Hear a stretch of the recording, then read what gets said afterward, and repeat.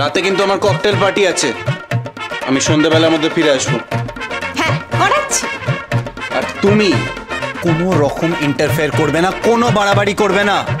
আমি আজ বিকেলে খাবো, গলা অবধি খাবো, ঠিক আছে? খড় পেটটা খাবো। বাপ, এবারে নাকি কালচার আছে, খড়পেটটা খাবে, আবার ককটেল পার্টিতে খাওয়াচ্ছি। আমি এখানে লেবু গোলা জল আর তেঁতুল চটকা রাখবো, একটা করে খাবেন আর আমি একটু করে লেবু আর তেঁতুল গোলা জল খাবো। চলুন চলুন।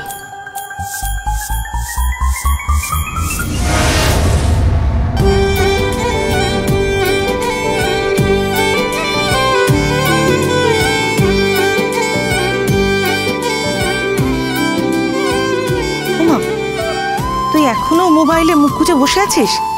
আমি তো তোকে বললাম ফুলের মাসির কাছে গিয়ে বটপাতা আর করমচাটা নিয়ে আসতে। আরে ষষ্ঠীর বাটায় ওটা লাগবে।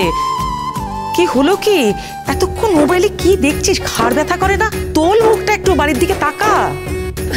আরে বাবা কি হয়েছে? মানে ও তো ছোটকা তো গেছে আনতে, আমি যাচ্ছিলাম, কিন্তু ছোটকা বলে ছোটকা যাচ্ছে তাই সব নিয়ে আসবে। ওই যে কি একটা দোকানে যাচ্ছে না, ওখান থেকে সব নিয়ে আসবে। ব্যাস, আর তুই মোবাইল নিয়ে কুটুর কুটুর শুরু করে দিলি। কি আর করবে বলো তো দিদি? ওর যদি বিয়ে না দাও তাহলে তো এটাই করবে। দেখো ওর বয়ফ্রেন্ডের সাথে চ্যাট করছিল কিনা।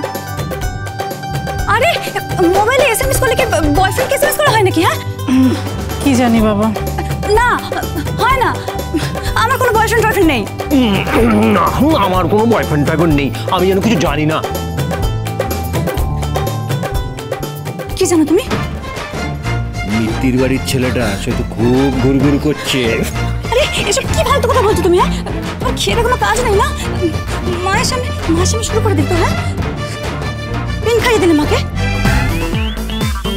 এসব কি কথা? হ্যাঁ সব কি করছিস তুই? শোনো, পাত্র দেখো, আমি ওর বিয়ে দেবো। ঠিক, একদম ঠিক। বড় মা,